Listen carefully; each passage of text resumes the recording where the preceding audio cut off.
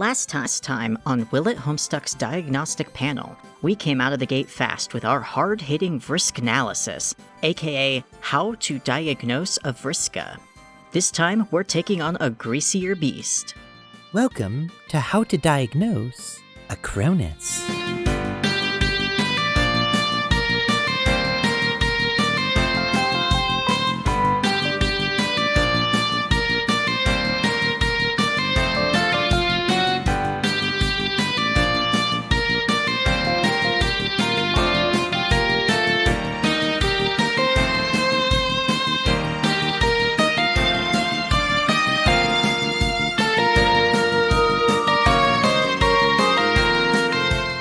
I'm Bucky Grant, and I use he, here, or they, them pronouns. I'm Janiah Riley, and I use she, her pronouns. You did hear us right, and we are tackling the characteristics of fishboy extraordinaire Cronus Ampora. It's a bit of a present for a friend, and a bit of a roundup of another character archetype we'd like to see more of in our media. In this analysis, we're taking a little bit of a departure from canonicity for what we hope you'll agree is a good reason. In case you haven't noticed, the original Cronus Ampora is a bit,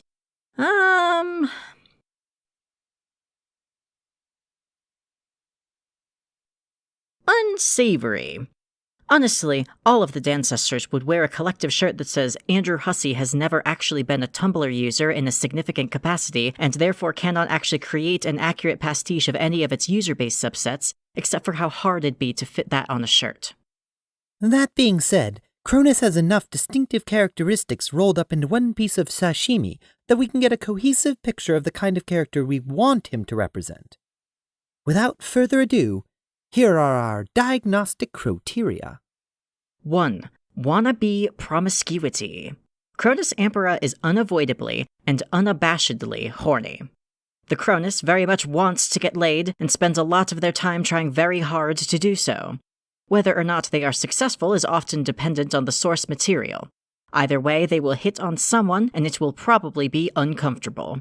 This fishboy does not flirt well. 2. Fake it till you make it.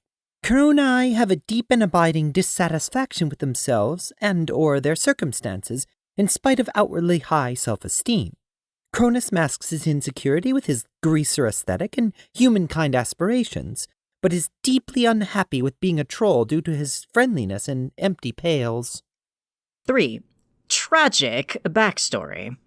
Every Cronus thinks his backstory is super tragic, or ill-fated. It honestly might be, but he plays it up a little too much to have it work in his favor. Bonus points if it's a tragic backstory someone else also has. 4. Pompadour-like personality. Performative in the front, awkward in the back.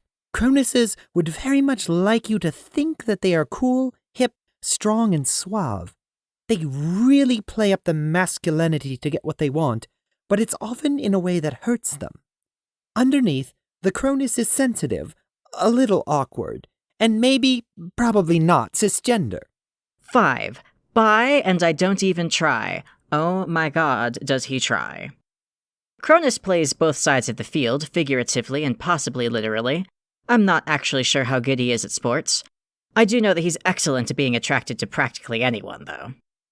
6. Anachronistic aesthetic. A greased-up pompadour, a floor-length trench coat. The Cronus can rock it, and all their outdated lingo. They think they are very cool for this. No one else does. 7. Musical aspirations. The Cronus would very much like to be a musical artist. They really want to sing, or play guitar, or both, or something else. Are they good at it? We'll see. So, we gave you a bunch of criteria that you can connect back to Cronus Ampora in his source material. But you and we both know that's not where this ride stops on Willett Homestuck.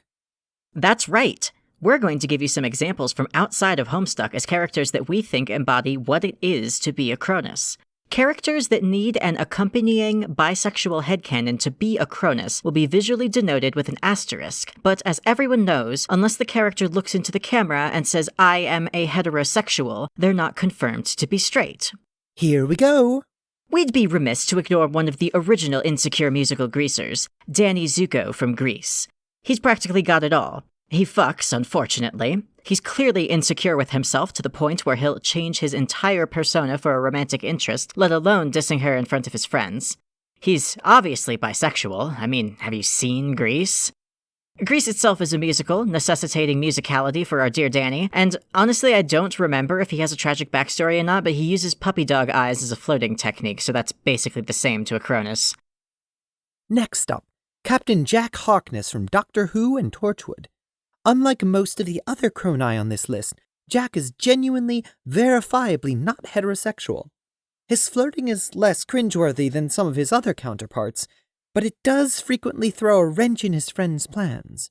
Also, he's hateable in the modern age, if only because John Barrowman has said some questionable things.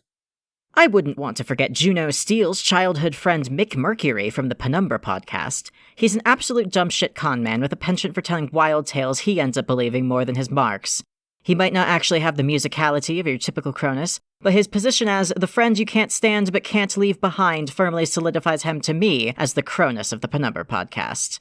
Regrettably, he is the only straight character on this podcast, but his source material is queer, so he gets a pass. Miguel and Tulio from The Road to El Dorado also strike us as profoundly Cronus in nature. Specifically, both of them. They come as a set. Do not separate them. They're shameless flirts, rogues, and scoundrels, and musical to boot, mixing modern wit with seafaring-era charm. Also, the creators originally intended them to be dating, so that makes them canonically not heterosexual. Checkmate, homophobes. It really wouldn't be a Cronus video without talking about the Onceler. Why? Because I said so. The Onceler hits all of the points of a Cronus as long as you include a bisexual headcanon. This is easy to do because the Onceler shows no signs of romantic attraction to anyone in his movie, an issue Tumblr veterans will recall being met with a unique solution. How bad can this Cronus be? Horrible. Devastatingly horrible.